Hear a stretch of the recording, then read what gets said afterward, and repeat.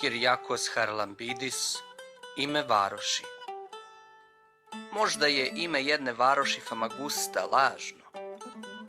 Možda je to veštačka raspodela prostora i zemljoobrazilje. Meri li se vreme sitno obrađenim peskom dok posmatraš te bele grudi? Ko bi tvrdio suprotno? Zaboravio si izbeglice što stoje naspram nje i pozdravljaju ju. Znaju plakati i sebi slamati srce kamenčićima iz mora. Motori, automobili i traktora su uključeni i streme ka utvrđenjima Turaka u tenkovima neprijatelja. Kako to govoriš ti od svih ljudi o onima što su kao prijatelji i braća? Pogrešno si me razumeo, čitaoče licemeru. Gledam samo, verovatno, Famagustu i volim. Živećemo skupa, smrt i život.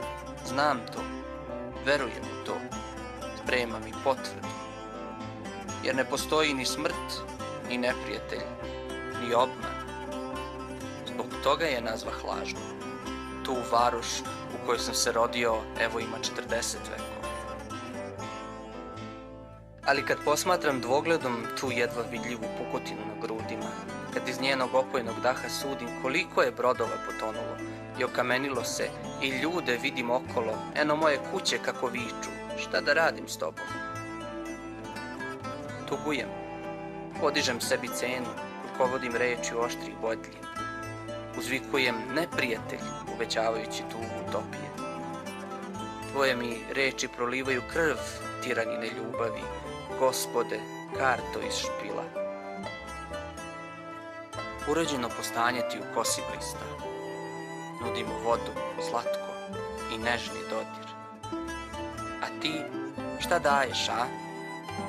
Jednu ti varoš tražim, ako je to ona u kojoj smo proživeli srećne godine ili ona što smo je ostavili